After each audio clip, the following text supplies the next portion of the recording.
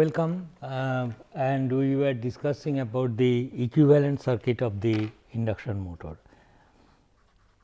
Equivalent circuit refer to stator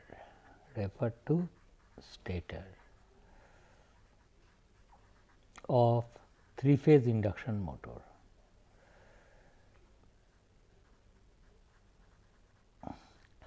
And let me quickly just review, because this was slightly looks like involved, but really not so. And what I was doing is this, let me draw a vertical line here. This is my actual motor. What we did last time, it is necessary, and read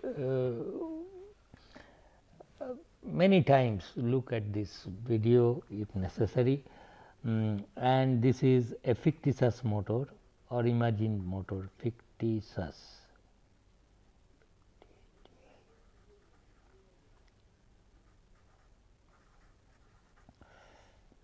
This motor is not in existence. Acha, what was the thing? This was my primary, suppose it is star connected. I am not drawing RYB, all these things. This is there, and here is your rotor.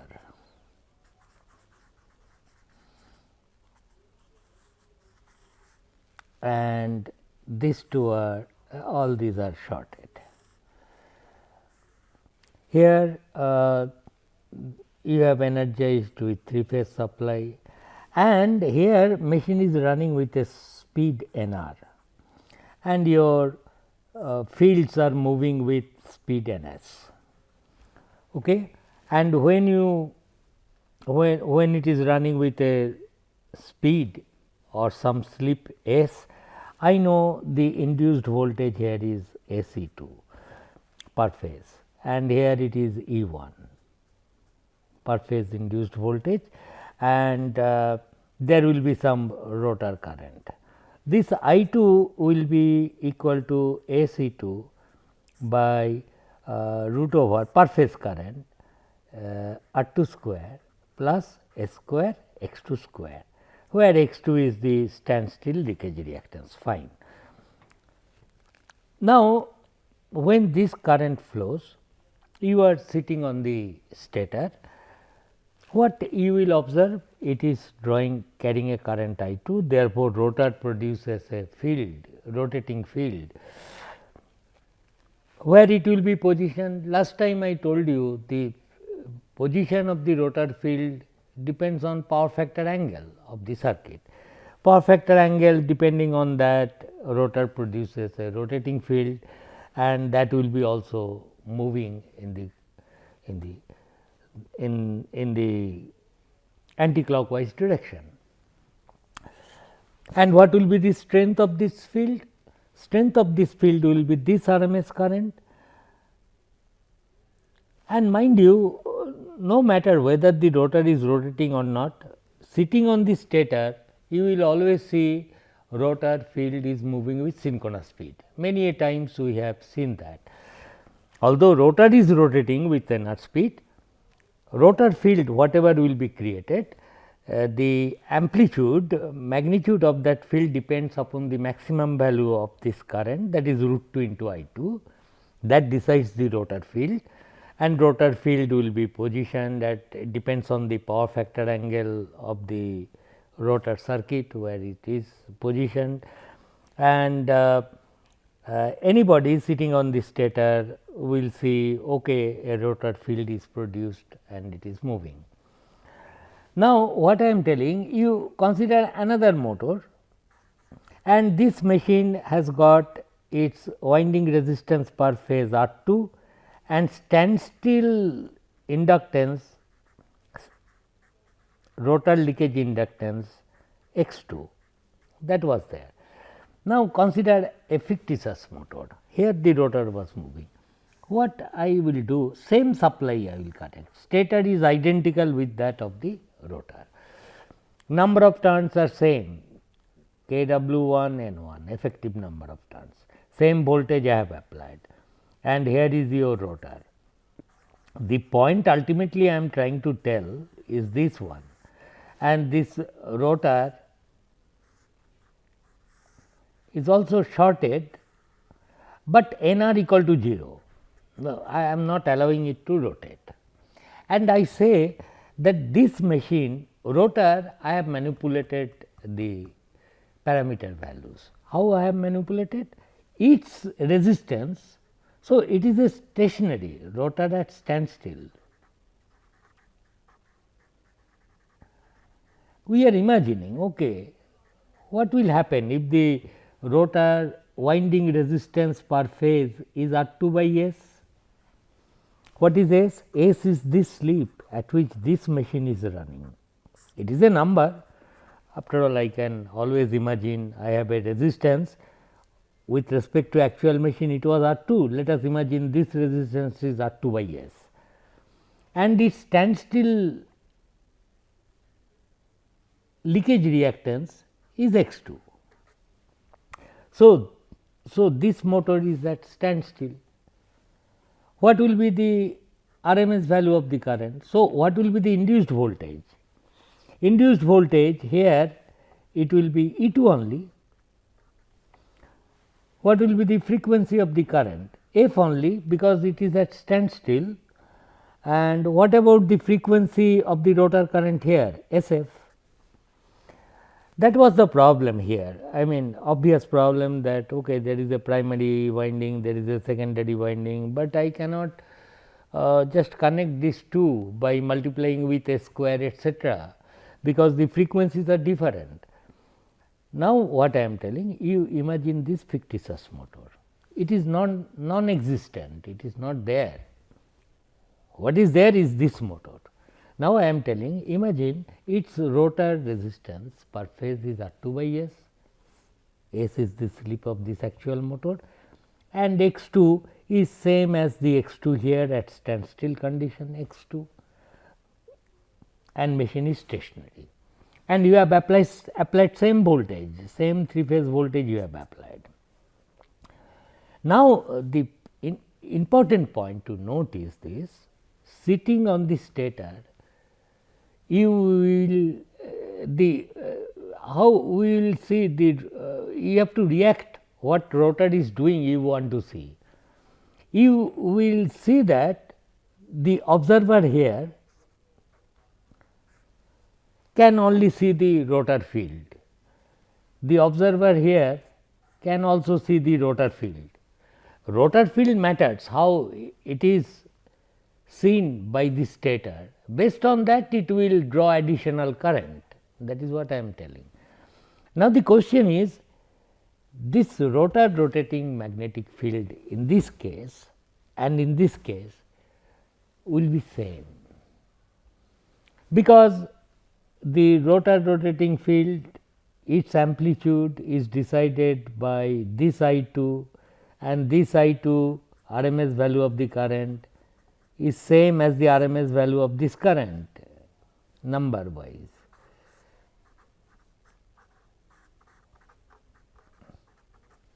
Therefore, its peak value of the current is same as this one, and the position of the rotor field is decided by power factor angle.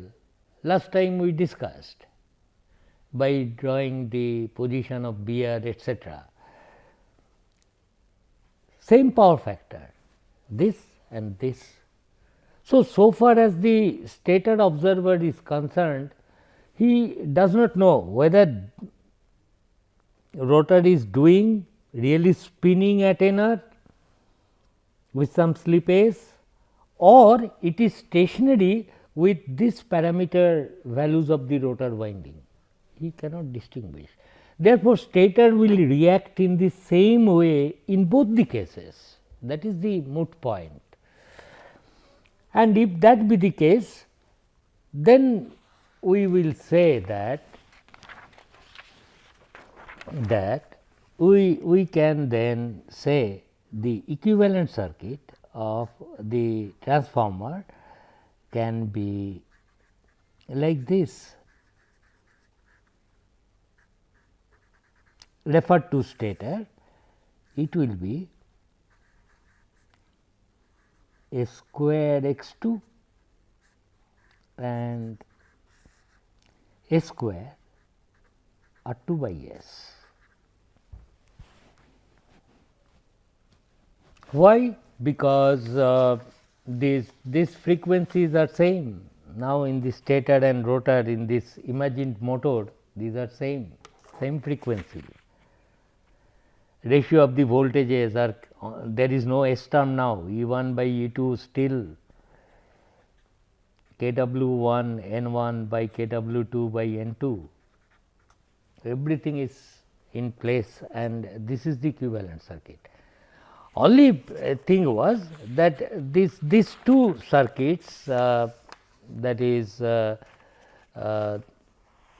this circuit and this circuit, these two are not equivalent circuit, because real power is different in both these cases, and that also we explained because of the fact that in this case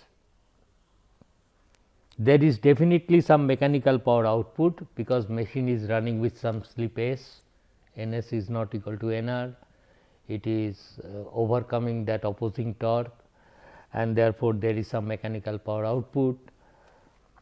So, whatever current, only source of input power is through this port, through the stator, there is no other source connected.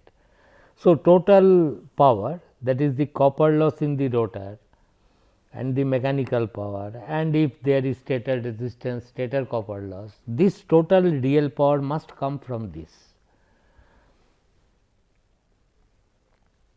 In this case, the same total power it will draw, because stator will react in the same way in both the cases. So, whatever extra current it draws, it is decided by rotor current and its power factor angle, those things are remaining same, magnitude of the rotor currents and this that. Therefore, in this case for this motor standstill condition, I will say rotor copper loss is I2 square R2 by S, and that is certainly greater than I2 square R2.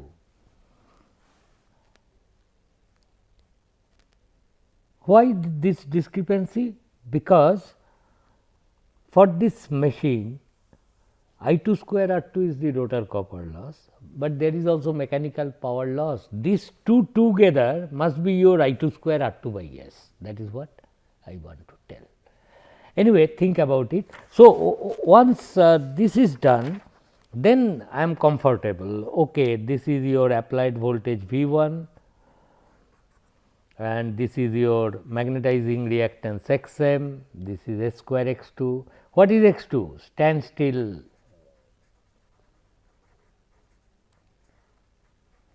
reactance, leakage reactance. These are small leakage reactance. S square R2 by S. Okay. So, this is the equivalent circuit. You can draw it also in one stroke, citing some other reasons which are not so nice to understand. That is why I told these things. But anyway, S square R2 by S, S square X2 and so on. Now, once this equivalent circuit is drawn, then rest of the things are routine type. I will show you how. That is, you can now develop the expression of the torque of the induction motor. That is, we will now adopt a rather softer method to calculate the torque produced by the motor, current drawn, its power factor, how motor, if slip changes, what thing changes in the circuit and things like that. So, V1 is the per phase voltage, all parameters are per phased, and this is referred to stator, this equivalent circuit is. Therefore, if these parameter values are known, that is, we are substituting the rotating machine business by some circuit, it is connected across a supply, then we feel always comfortable. Okay, V by Z I will do get the currents in any branch I like, and from that I will try to interpret where is the mechanical power, how to find it out and things like that. At standstill condition, put S equal to 1. If the motor is running with 4% slip, put S equal to 0.04, calculate it. So, this has got a very useful applications, that is the impedance offered to the supply by the 3-phase induction motor really depends on slip. I can find out the performance putting S equal to 1 at standstill condition, what the motor is going to do, or for that matter when the motor is running at any slip S, that is the thing. Mind you, this R1 X1 and R2 X2, these are small quantities compared to your magnetizing reactance.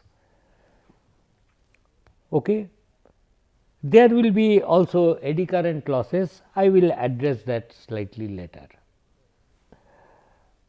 Magnetizing current is large, you cannot neglect it, and in most of the cases you will not be able to bring this forward across the supply as we often do in case of a transformer, because magnetizing current of same rating of a transformer and that of an induction motor, IM value is higher.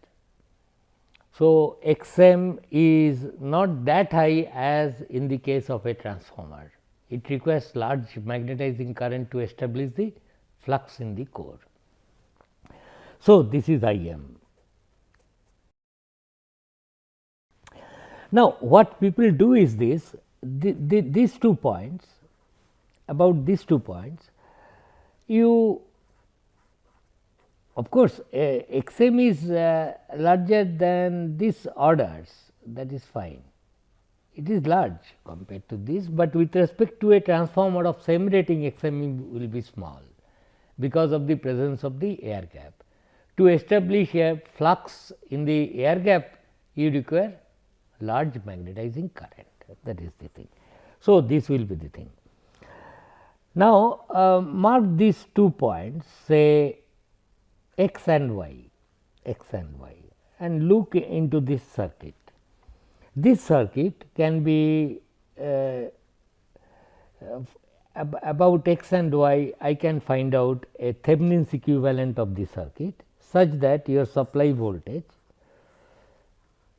will be V Thevenin's,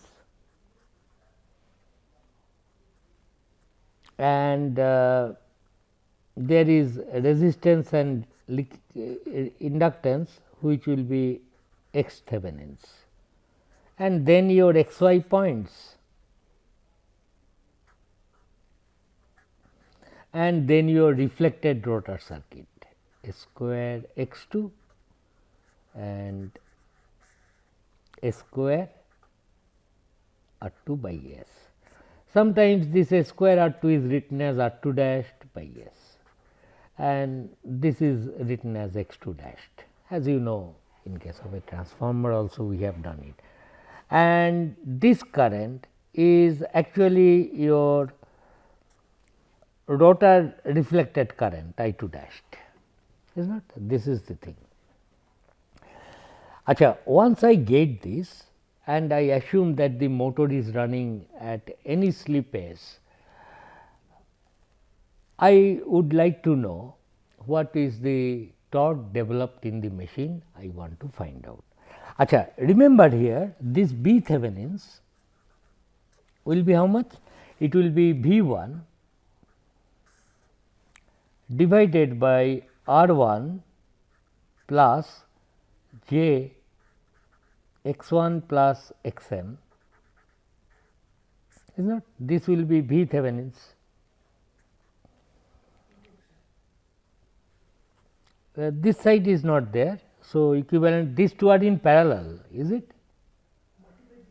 Multiplied by J x m, right, correct. This will be V Thevenin's, and what should be the Z Thevenin's? Z Thevenins is R Thevenins plus J X Thevenins, and it will be the parallel combination with this shorted. So, R 1 J X 1 into J X M divided by R 1 plus J X 1 plus X M. This will be R Thevenins. Real part is R Thevenins, imaginary part is X Thevenins. But mind you, as I told you, R 1 X 1 is smaller compared to X M. So, whenever you connect a low impedance in parallel with a higher impedance, the equivalent impedance will be of the order of the low impedance only. That is, this R Thevenins X Thevenins still remains low, because any low impedance in parallel with a high impedance, equivalent impedance will be of the order of the lower impedance. In some cases people forget about X M, okay, X M is not there, then it will be simply R 1 X 1. I think you got the point. So, this is how this equivalent circuit is drawn. Then I want to find out, okay, this machine, what will be this current drawn, I to dash, suppose I say, and after calculating the current, we will calculate power and we will try to calculate the torque developed by the machine. For example, I 2 dashed, the magnitude of the current drawn will be V Thevenins divided by square root of, this is all circuit, these are very routine, R Thevenins plus R 2 dashed by S whole square, that is this is the resistance part, R 2 dashed by S plus R Thevenins, and then plus X Thevenins plus X 2 dashed whole square. This will be the current.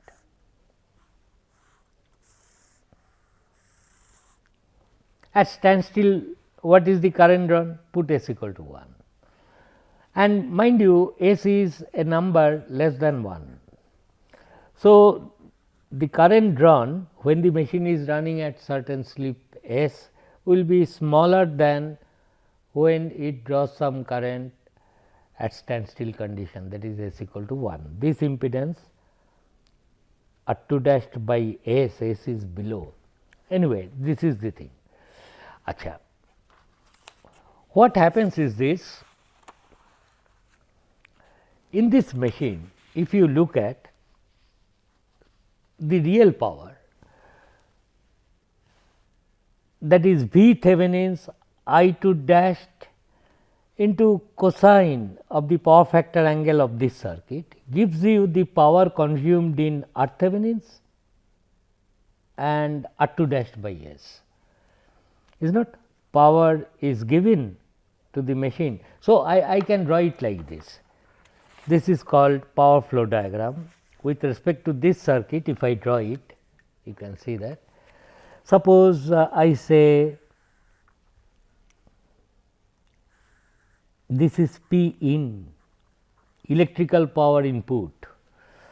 This, it will supply some power loss in this R Thevenins. So, stator power copper loss.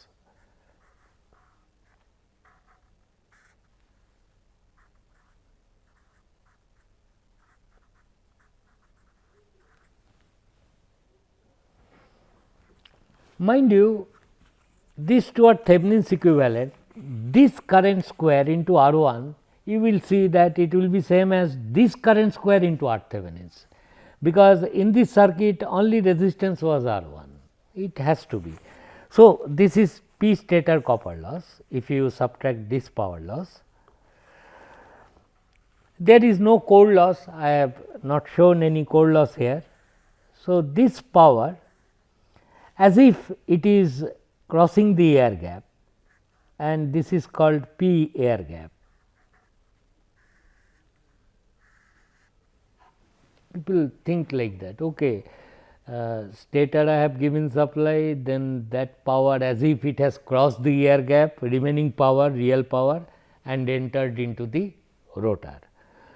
Now, after it has entered into the rotor, then what will happen is this: in the rotor circuit, it starts from here, that is here it is PAG, it is called air gap power. PAG, a very important term, air gap power.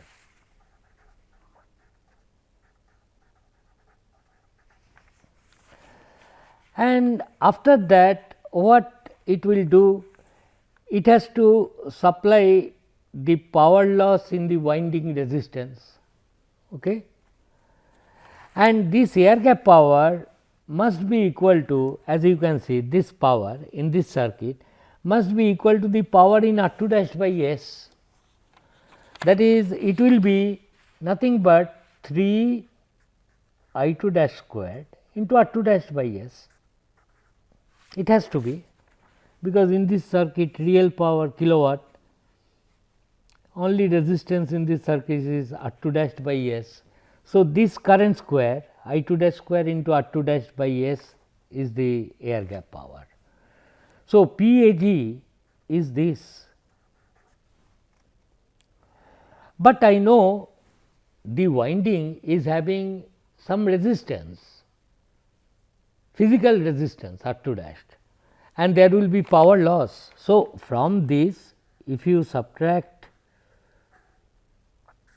the rotor copper loss, P rotor copper loss, and what will be that value? For example, here this value was 3 I2 dash square R Thevenins, I was telling. So, it should be 3 I2 dash squared into R2 dash. This you must understand.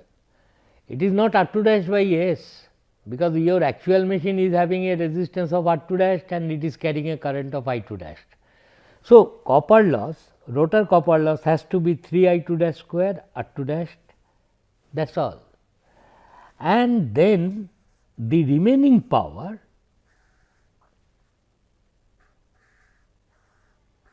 I can say is the gross mechanical power developed, gross mechanical power.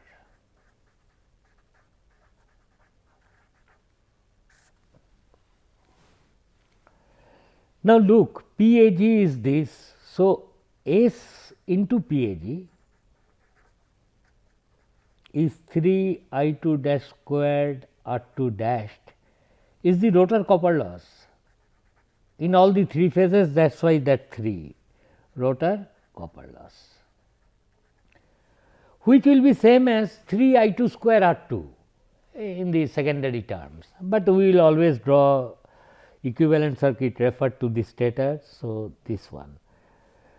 So, this thing 3 I2 dash square R2 dash, this is PAG, it is nothing but S into PAG, rotor copper loss, and gross mechanical power, this one then must be PAG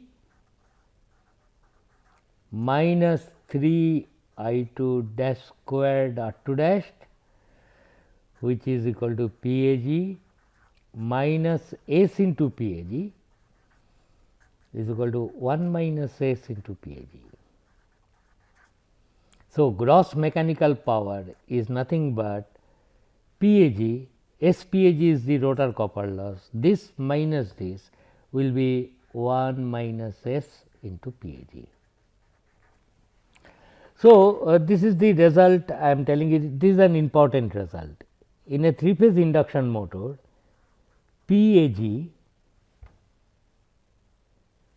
is to rotor copper loss is to gross mechanical power developed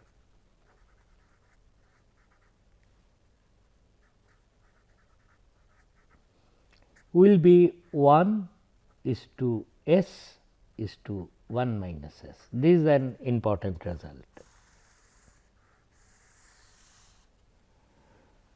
If s equal to 1, standstill condition, no mechanical power output over 0.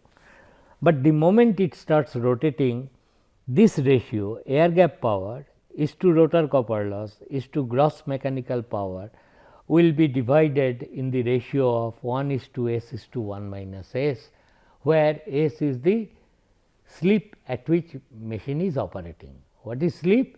That is, motor is operating at a speed nr, ns minus nr by ns.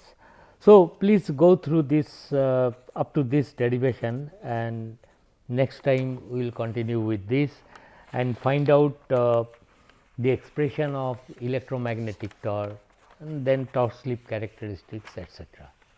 Thank you.